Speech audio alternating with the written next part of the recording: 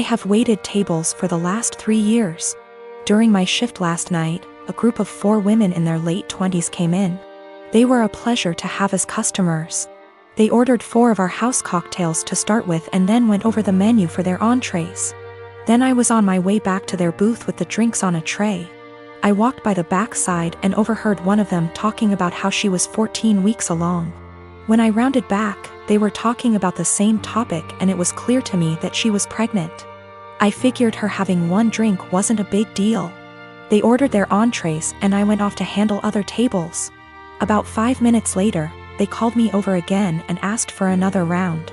At this point I started getting concerned, but I took the order and cheerfully said I'd be right back. This time, I went to the bartender and asked him to make one of them a virgin cocktail. He was confused, but since he's a good friend of mine, I told him to just trust me. A few cocktails later, hers strictly virgin, they started getting rowdy, and Mrs. Pregnant Woman was also getting into it. I figured that since she didn't notice, things were okay. The problem came when I took them their check, and they asked to split the bill at the register. When Mrs. Pregnant Woman got to the counter, I saw her cocktails were marked with virgin. My bartender had edited each in the system for inventory. It was too late for me to edit them back, so I just had her pay, hoping that she wouldn't look at the receipt. They all thanked me and left, leaving a generous tip in the process. They were talking in the parking lot for the next short while, presumably waiting for an Uber. Several minutes later Mrs. Pregnant Woman came back and asked what virgin on the receipt meant. I fessed up that it meant non-alcoholic. She blank stared me for a few seconds and then asked if she had ordered a non-alcoholic cocktail. I said no, but told her that I assumed she wanted one seeing as she was pregnant. It was a lame lie and I'll admit it, but she looked me in the eye and asked me to return her part of the tip. I did so. Then she talked to my manager. My manager took me into her office and literally shrieked at me until hoarse. I stood my ground and told her that I'm not going to be responsible for FAS. She told me that she was taking me off the calendar until she decided what to do with me. She also informed me that I could get the restaurant in serious trouble for discrimination. And upon examination of my state's laws, she is correct. But when I talked to my mother and father about it tonight, they told me that they understood my position. The entire staff at the restaurant is against me and I think that I'm going to call in and tell my manager that I quit. But I still feel in the right here. About 5 years ago my now estranged daughter, Edie, cheated on her boyfriend, Brad, and got together with a guy, Ken. He quickly started isolating her from family and my husband and I from her kids. Brad had moved back to his home state devastated after the breakup. I discussed red flags her. I let her know we are here for her and concerned. Her and Ken suddenly took off and moved to another state. For 5 months, my husband and I worried about her and the kids as we had n//c at all with them. One day CPS showed up at our door with the oldest child. He was obviously injured from abuse that was reported by the school. We had no idea they had moved back to the area. We agreed to take them in. The next 20 months were traumatic, complicated, emotional, and difficult for everyone. Through it we re-established a relationship with the older child's dad, Dan. Daughter failed to comply with her plan and remained with Ken. Dan worked hard to get custody of his child and he gave Edie scheduled weekly phone calls. She called oldest child 2x nothing since. We agreed to permanent custody of youngest. In the process, I put aside the hurt Edie caused and agreed to scheduled weekly phone calls and supervised visits in person when schedules allowed. Legally, any or no contact is at my sole discretion. Ken was not allowed to interfere / attend. Edie quit calling / scheduling visits after 3 months. I reset the call schedule to 1 month. No calls. 6 months later she calls and wanted me to drop everything for a visit the following day. I couldn't because I had to go back to work. Calls stopped again. She left Ken, has a new BF. I know nothing else about her life / whereabouts. She started calling again about a year ago and I let her know that if she was consistent with her monthly scheduled calls, we would move towards weekly calls again. She called 2 months in a row, skipped a couple months, then called 2 more months in a row. Last one happened to be night before child's birthday. She asked him what he wanted for his birthday. He said a call from her. The next day, as he blew out candles, he said, "My mom is gonna call now." He had the biggest smile on his face. Call never came. He refused my offer to call her. We survived an emotional meltdown. Next month, no call, just a text after with a lame timing excuse as to why, and sorry about the birthday call, she didn't feel well. Following month, I get a text that ED feels ill again, won't be calling. I am beyond frustrated at this point. I have looked past her refusal to rebuild a relationship with us, but when it comes to the kids, my heart aches for them. Hey, race where I might be the I responded, "Parents do not get sick time. We all had COVID recently, including me, and I still took care of the children. If you do not have any time for him once a month, I don't want my time wasted with your excuses." Of course, calls stopped again. I have a beautiful wife who loves to serve others. We bought a home down the street from my family. I have a sweet sister who likes to crash at our house with her friends. My wife normally is pretty easygoing until recently. My sister's friends have been leaving messes, mostly towels on the floor after using our pool. My wife got upset picking up after them every day. I have asked my sister to make sure the house is clean after they leave, and it has been better. My wife also complained that some of her perfumes / clothes personal items have gone missing. My sister said it's not her. I believe my sister. I just don't see her doing that. I told my wife and we agreed to just replace them. Last week my wife made a couple of pans of cinnamon rolls from scratch. One pan was for us, the second pan was for a coworker's family who is experiencing a tragedy. My wife went to the gym. I went to work and my sister and her friends came by. The one pan wasn't enough for her and her friends. They wanted the second pan of cinnamon rolls, and my sister texted my wife asking if they could eat them. My wife said no. They ate them anyways. My wife, upset, went and bought new locks. When I came home, my wife handed me a new key and told me that she didn't want anyone else to have a key to our house. I tried to calm her down and tell her that I would just go replace the eaten cinnamon rolls with store-bought ones. My wife decided this was her hill to die on and said no, my sister lost the privilege to come when we are not home. Replacing stolen items wasn't good enough anymore. My mom called and asked if my sister could use the pool as a back-to-school party. I was under the impression my mom would be there. I said yes. My mom was at work and our schedules clashed. The easiest solution was for me to change the locks back so they could come into the house. My mom didn't come with my sister. When my wife got home after the party, it was a mess. She sent me photos. She called me the A for changing the locks without talking to her about it. Keep in mind she did too, then told me I broke her trust. She wasn't safe in her home because she keeps getting robbed, and I refused to put an end to it.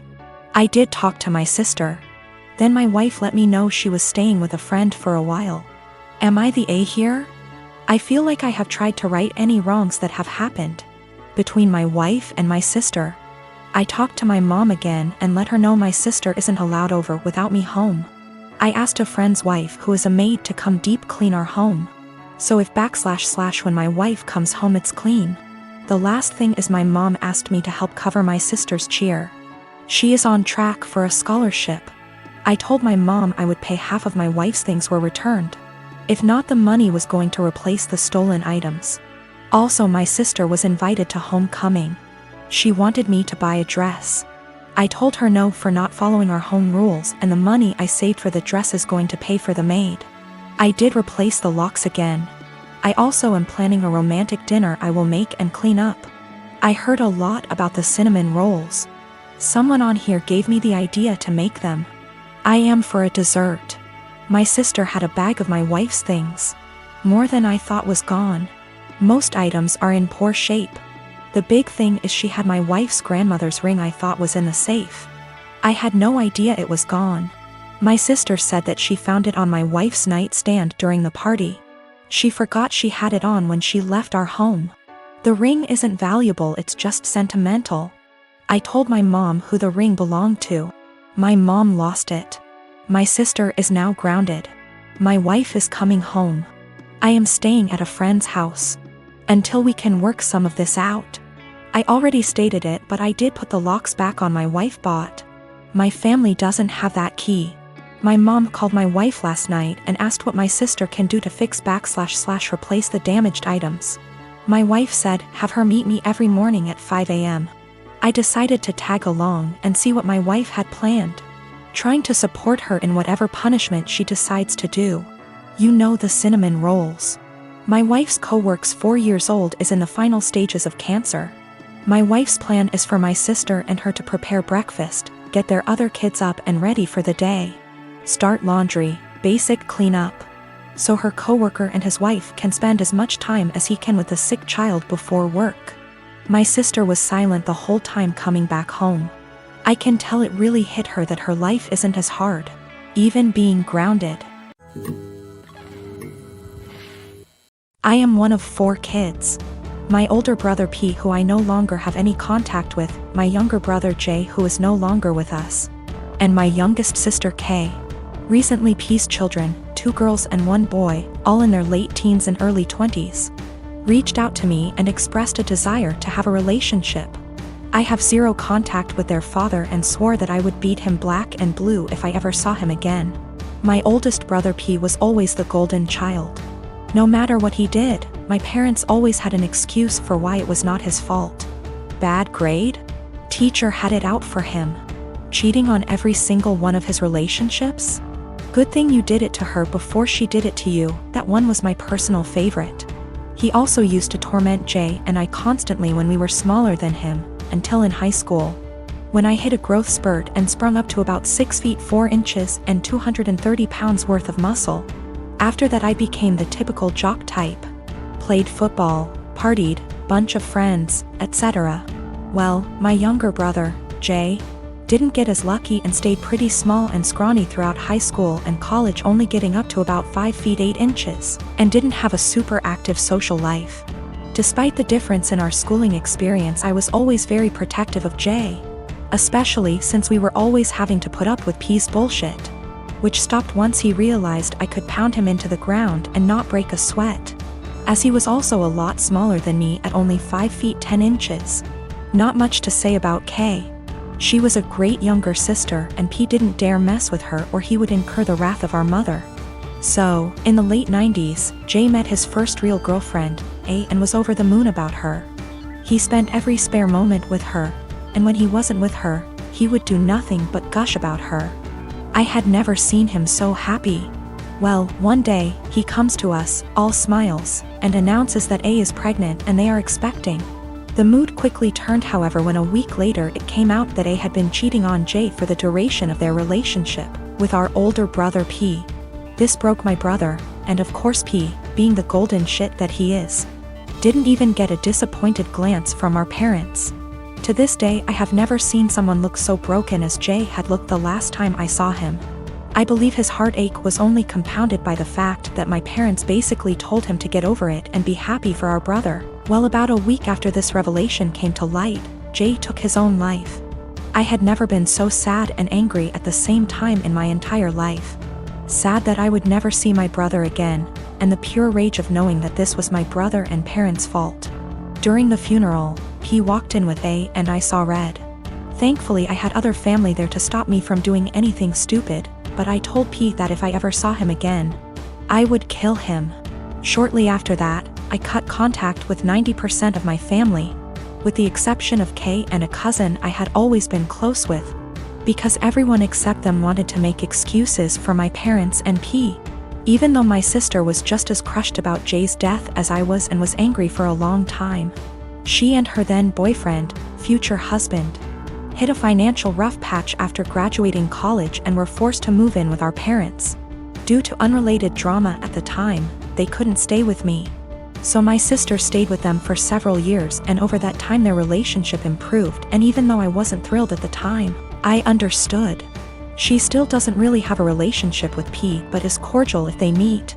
I don't blame her, because our parents did a lot for her and daughters love their cousins. So I didn't want to put her in that kind of position of choosing. I never had any kids, and truth be told, I never wanted any. I much prefer the role of the fun uncle. Kay met a great guy and had 2 daughters, who I absolutely adore. P had 2 more kids with A before cheating on her and splitting, and I've never met any of them. My parents have tried to make contact a handful of times, but I always told them to kick rocks. So last week, I'm chatting with Kay's daughters, 19 and 17. And they mentioned that their cousins have wanted to meet me for a long time and were hoping I would be willing to meet them as well. I don't believe they know everything that transpired between their dad and I, but I would be lying if I said I never had any desire to meet them.